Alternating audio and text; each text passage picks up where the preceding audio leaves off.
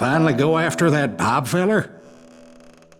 Well, I heard word he was in Kansas with John Wesley Hardin, so that's where I went. Where in Kansas? Abilene. Why do you ask, Ben? No reason. Was Hardin as fast as Ringo? Ringo was fast, but John Wesley was as fast as the devil himself.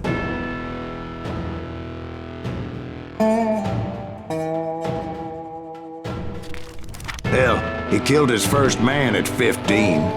From that day forward, he had a price on his head and wouldn't back down for nobody, not even Wild Bill Hickok himself. So was the bastard you were after now riding with the cowboys? Roscoe Bob Bryant was his name. Oh. But no, this time it was a different bastard I was after. The aforementioned Mr. Ringo. And yes, he was working for old man Clanton.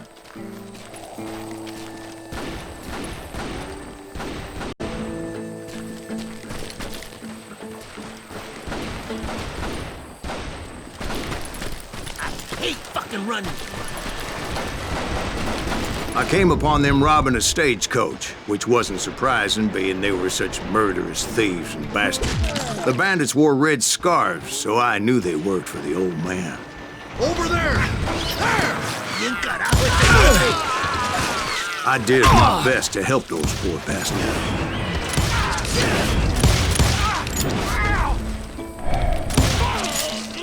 Okay, now you're really pissing me off.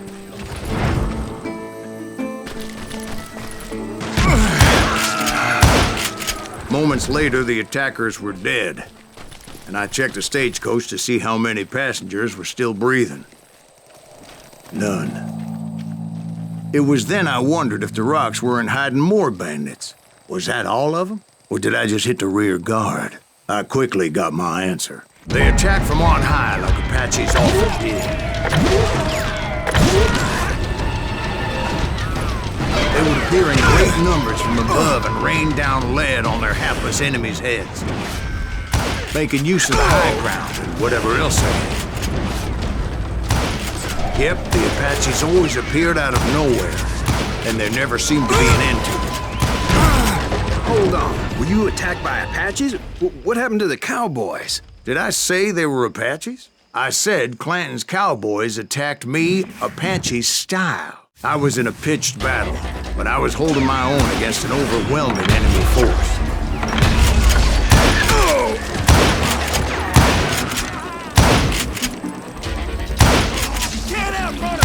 See, at the time, I was still pretty green and would often blunder into regrettable situations. But I just kept shooting at anything I could see up in those damn rocks. I didn't see Ringo, but I knew he was with the cowboys. He and Roscoe Bob had done me a dreadful wrong, and I was determined to have my revenge. But to get to Ringo, I knew I'd have to fight my way past these other assholes first.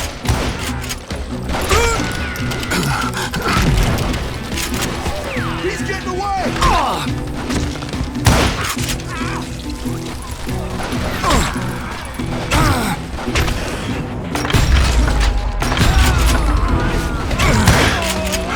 Unfortunately, I was running out of ammo. Another perfect example of my relative inexperience as a hunter of men. I immediately knew that a tactical retreat was called for, as my vengeful fury was much less impressive without the bullets to back it up.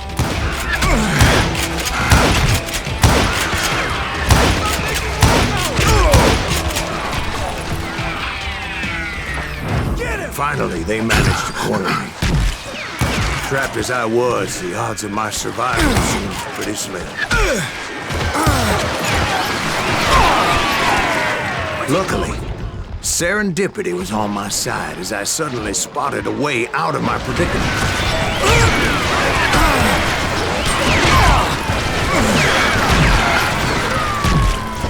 Shoot that running son of a bitch! I ran ahead as if the devil himself was after me. Bullets were whizzing by my ears, but I wasn't about to roll over and die. I just kept running like there was no tomorrow. Because there wouldn't be. Clanton and his men caught up with me. As I was scurrying around those caves, I thought, what was I thinking? Going up against a gang like this? I just kept running, not knowing where the hell I was going.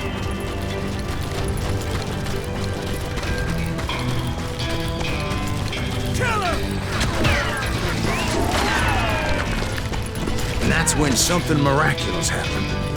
Like manna from heaven, I found the desiccated remains of what looked like an Apache warrior. The old weapon next to him supplied me with some much-needed ammunition.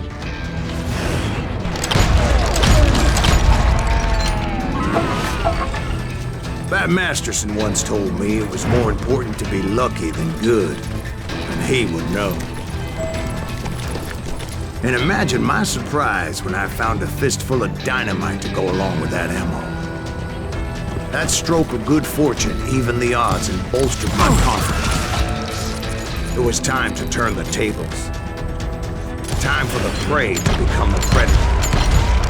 Time for the hunted to become the hunter. Time.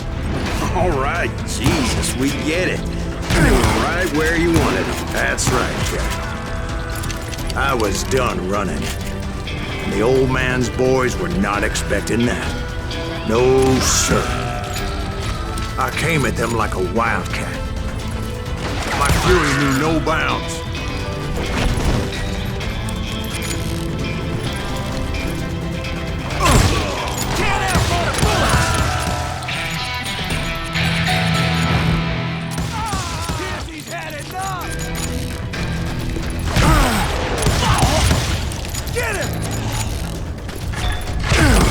It was finally time for that old man to pay for his sins.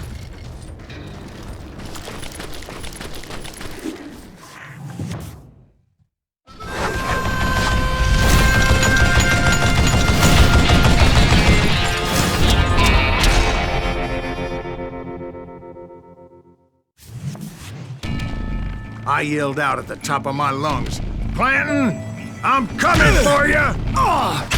A little stealth might have made more sense, to be perfectly honest. Because that old fool had a Gatling gun and enough bullets to last him till kingdom come. But I knew I could not let that deter me. Not if I was to find and kill Ringo. I needed to get that old man off that gun.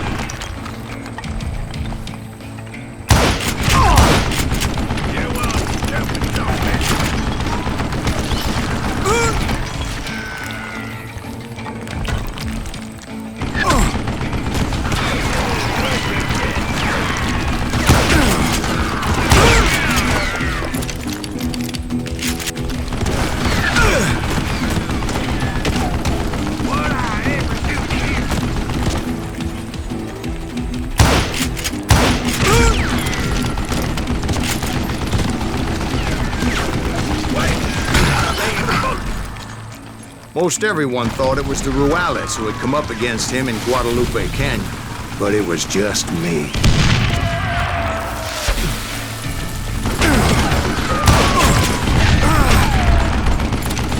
I don't know how you lived this long.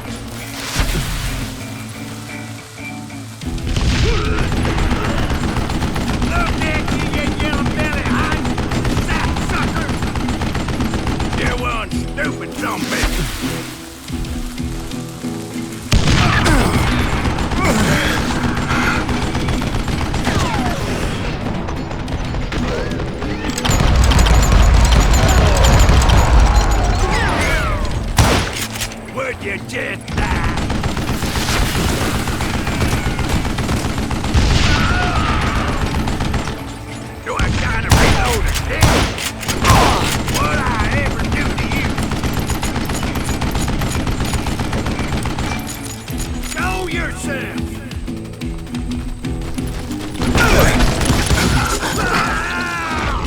Apparently, one of the cowboys made it out of there alive and told Ike and Billy Clanton that it wasn't a Mexican who took their father's life that day. They just assumed it was one of the Earps, and that little misunderstanding eventually led to that legendary gunfight at the OK Corral.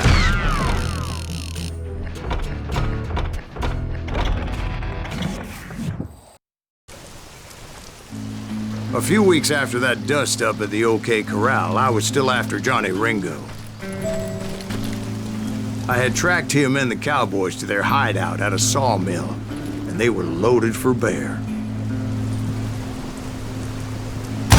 So, what exactly did Johnny Ringo do to piss you off? Well, him and that other bastard. Roscoe Bob Bryant? Yep. They both deserve to die, and I promise I'll tell you why. But first I need to tell you about the cowboys' new boss, Curly Bill Brocious. Earp's coming! Get ready, boys.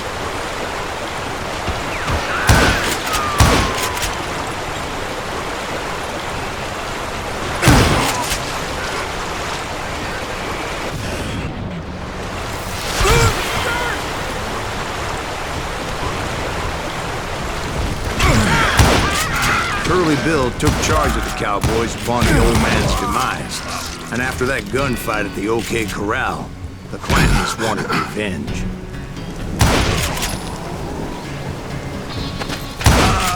So they murdered Morgan Earp and grievously wounded his older brother, Virgil.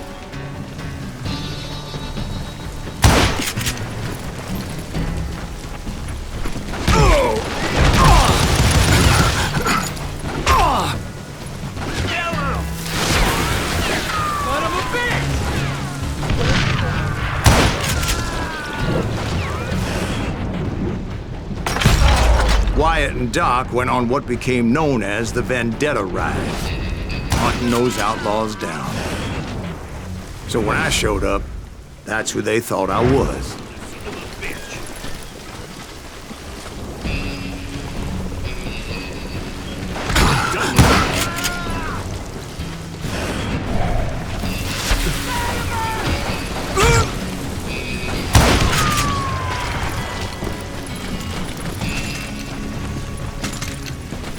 Show yourself!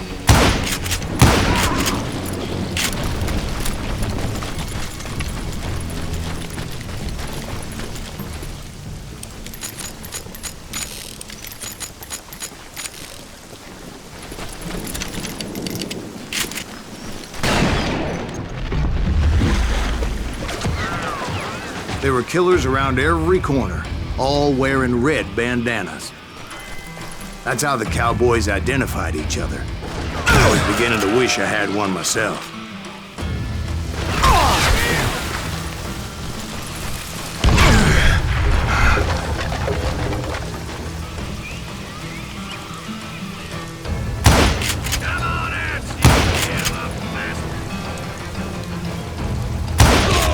But I wasn't about to let Ringo walk away unscathed. And that's what moved me forward.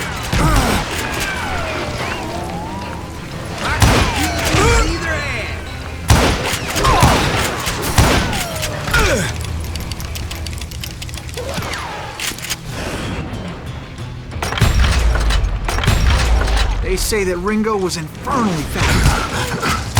I hardly saw anyone faster, boy. Certainly not Wyatt Earp. That man was all hat and no cap. Earp wasn't much of a match for him, but Doc Holliday might have taken him. That lunger should have kept his nose out of it. They never charged anyone for the murder of Morgan Earp. But everybody knew that Curly shot him in the back. That was common knowledge. Yeah, maybe so. But Ringo had nothing to do with it. He was just being loyal to a friend. Is that what you call it? Being loyal? Well, to get to that loyal friend, I had to pass by some buzzsaws as big as a man. Excuse me, sir. I have a question. What's that, Dwight? After old man Clanton died, why didn't his son take over the cowboys? Because Ike Clanton was dumber than a box of rocks and a yellow belly to boot.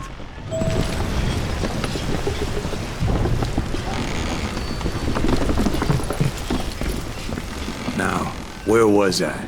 Taking down the entire cowboy gang single-handed. Indeed I was, Jack.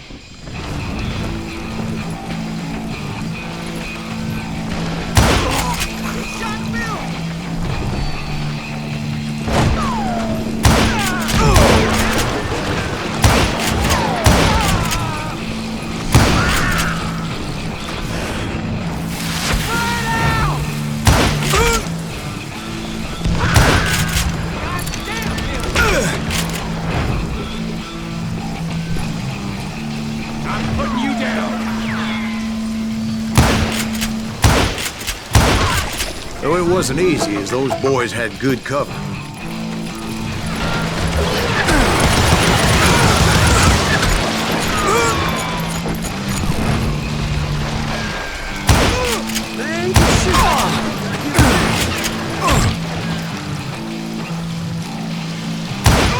Yeah, you know you can't.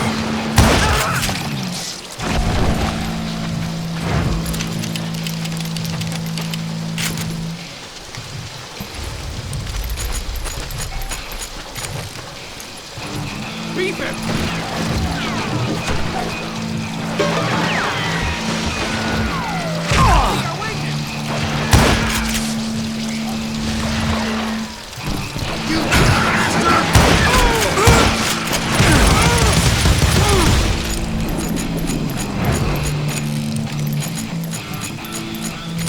There he is.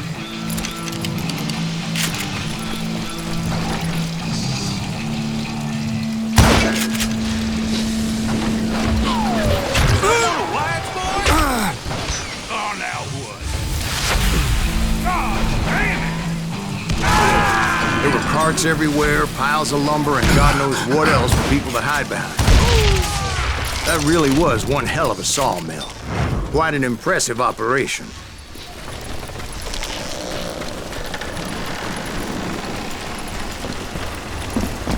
And where was Curly Bill? Did you see him? I'm about to get to that, Ben. Patience. I'm painting a picture here. There was this beautiful waterfall and a crystal clear stream that led to a verdant valley that was truly... Consider your picture painted. What happened next? Well, finally the bastards that were still alive made a last stand.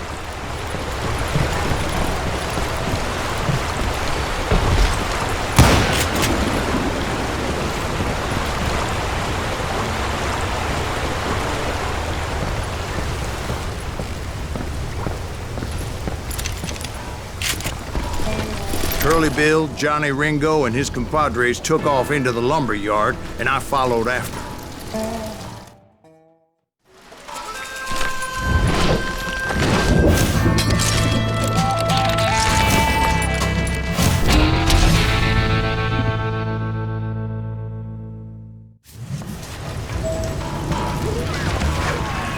Are you saying they ran? Cowardice was not in Ringo nor Curly Bill's nature. No, sir. I never said they were running scared. They just wanted me out in the open.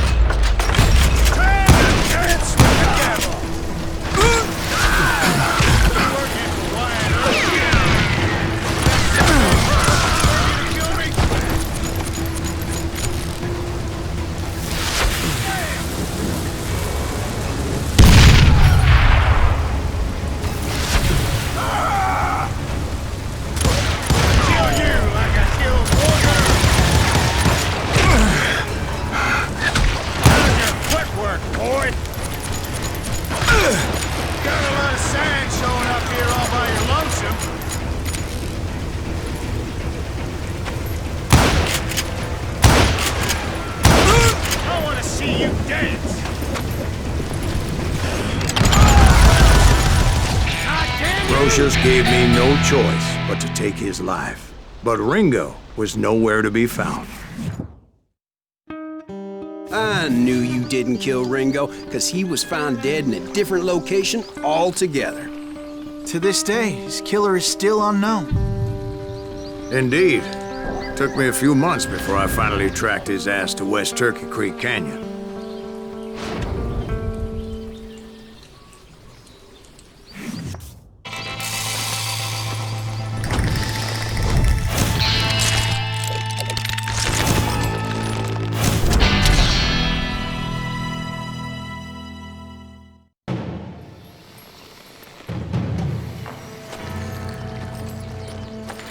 That's incredible, sir. I always thought that Doc Holliday was the one that killed him.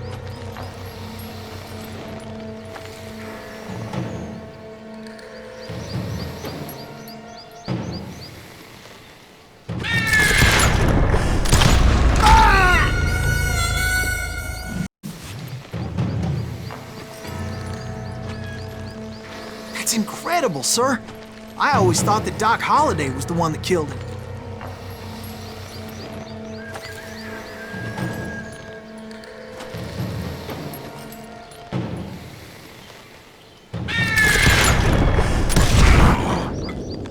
Sorry I had to ruin the legend for you, boy. But the legend ain't always true. Doc Holliday had nothing to do with the death of Johnny Ringo. Bounty for Ringo and Curly Bill, and realized there was real money to be made.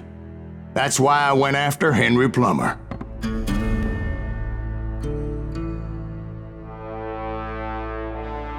Wasn't he the sheriff who augmented his income by shaking down miners and robbing gold shipments? That's the one. Oh, yeah, I remember him. He ran that gang of thieving outlaws called the Innocents. So it's true that you went toe-to-toe with him? Indeed I did, son. Indeed I did. Knew I needed resources if I was going to track down Roscoe Bob Bryant.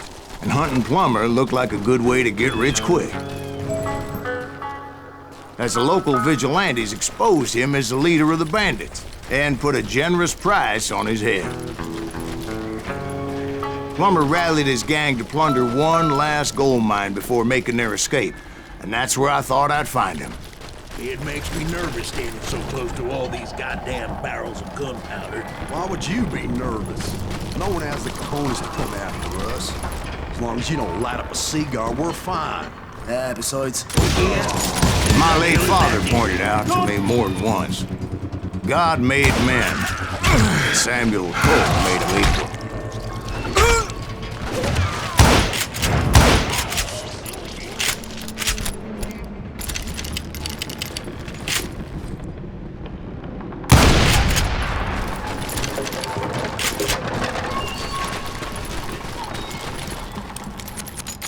I knew that dynamite wasn't mine, so I decided the polite thing would be to return it. It was the biggest gold rush since Sutter's Mill in '48. Unfortunately, prospectors weren't the only ones drawn to those riches. There were thieves and killers, robbing travelers and hijacking gold shippers. Like those that ran with Plummer. Some were just regular folks I knew from town, drawn by greed and easy pickings. Charlie Crow, the blacksmith. James, who worked in the stable. Sam and Jeremiah Barber, the butcher's sons. Ordinary citizens who lived a double life. Stealing and thieving and murdering their neighbors. That was too damn close.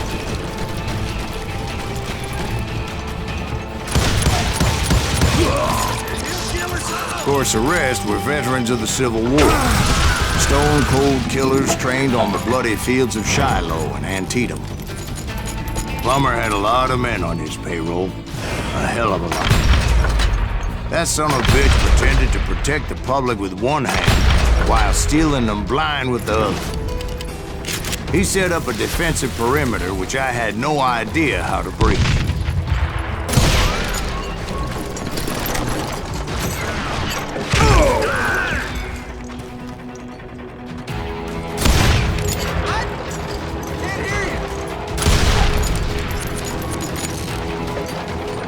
Put that moron out of his misery.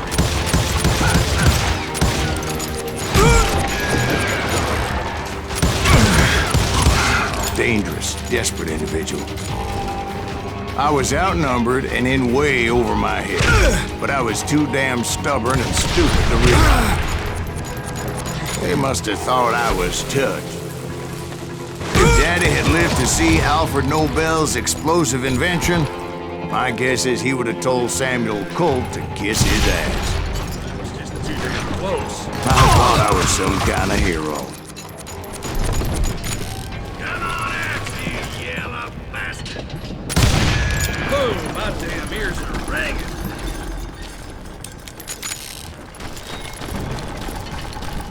I finally made it past and headed on to meet my destiny. But first, I had something I needed to figure out. I had a few ideas on how to get into that mine, but once I made my decision, I knew there was no turning back. So my first thought was to enter the nearest mine portal. I saw an entrance. Made sense. It was the quickest way in, but that also made it more dangerous, as there would undoubtedly be enemy pickets posted along the way.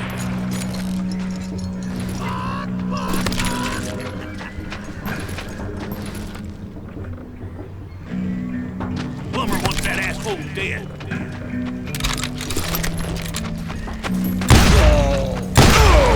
He's hurt now.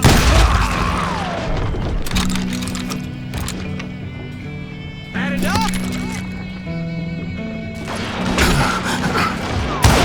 How you like that? Damn him. Besides, once you enter a mine like that, it's easy to get all turned around. And that confusing maze of corridors wouldn't even be the worst of it.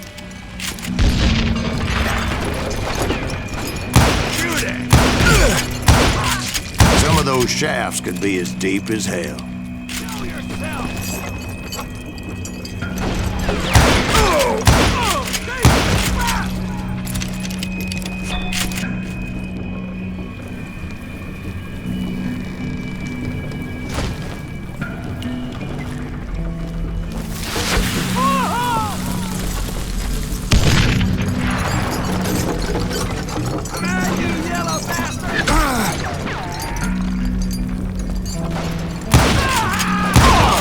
A single stumble or misstep can easily end in a deadly plunge to oblivion.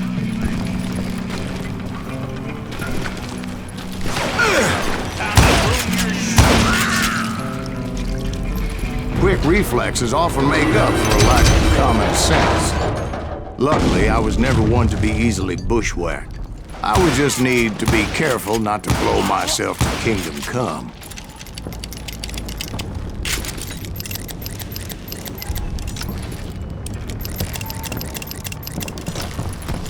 Thank you.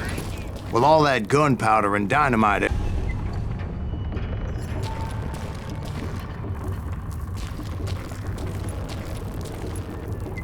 one wrong bullet could have turned that mine into a dad-blasted tube.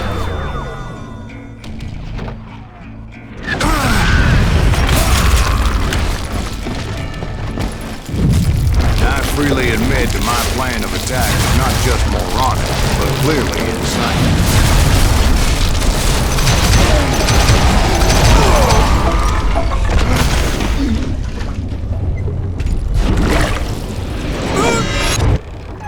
It's a good thing that I abandoned that ridiculous plan before I even tried it.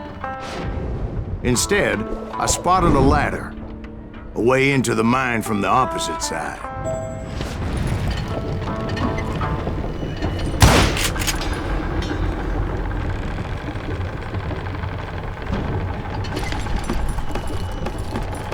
It was a long way around, but that approach seemed more sensible at the time. Of course, being I had a problem with heights, that scaffolding scared the bejesus out of me. Climbing down that ladder required some caution, because even though I had a younger man's reflexes, no man can dodge a damn bullet while climbing down a rickety ladder. I needed to make a leap of faith, which ain't easy when you're suspended between heaven and hell.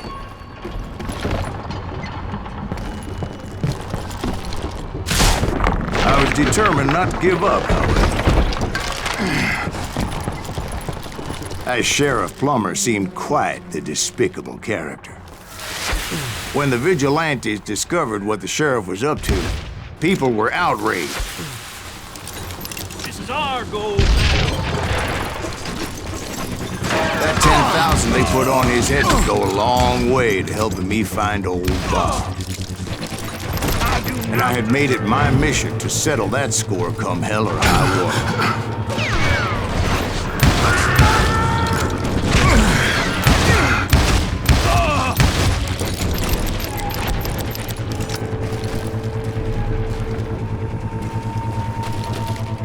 But first, I would have to make a choice. Take the elevator or climb the ladder.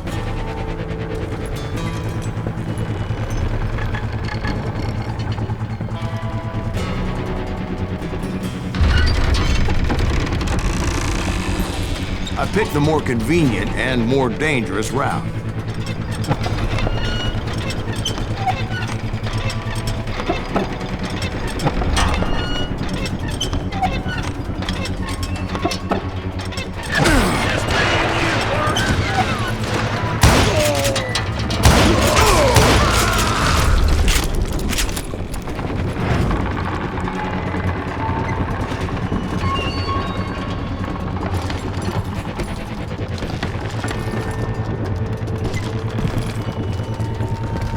Plummer was a mad dog killer, and the people of Nevada City deserved better.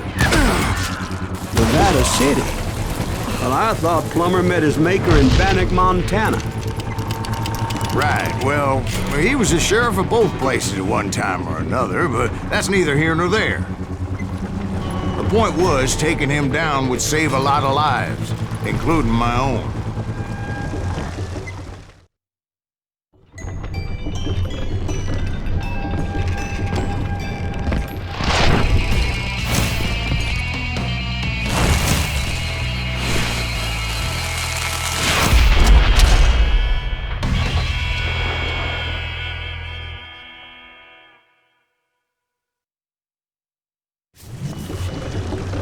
Gonna bury you in a million pieces! This day is just getting worse and worse for you, ain't it? Henry Plummer was clearly unhinged, and I could see right away that this was gonna take some doing.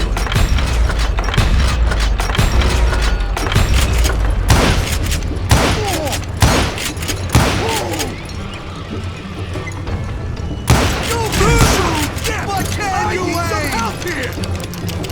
Come on, boys! Take this cocksucker out!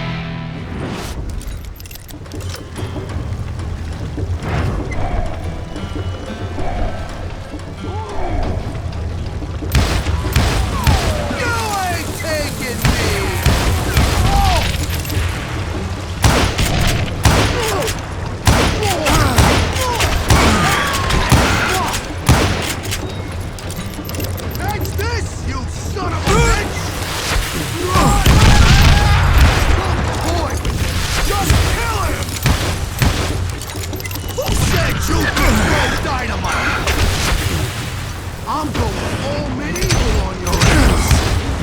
I'm gonna bury you in a... So that's how Henry Plummer died. Him and his crew were worth their weight in gold.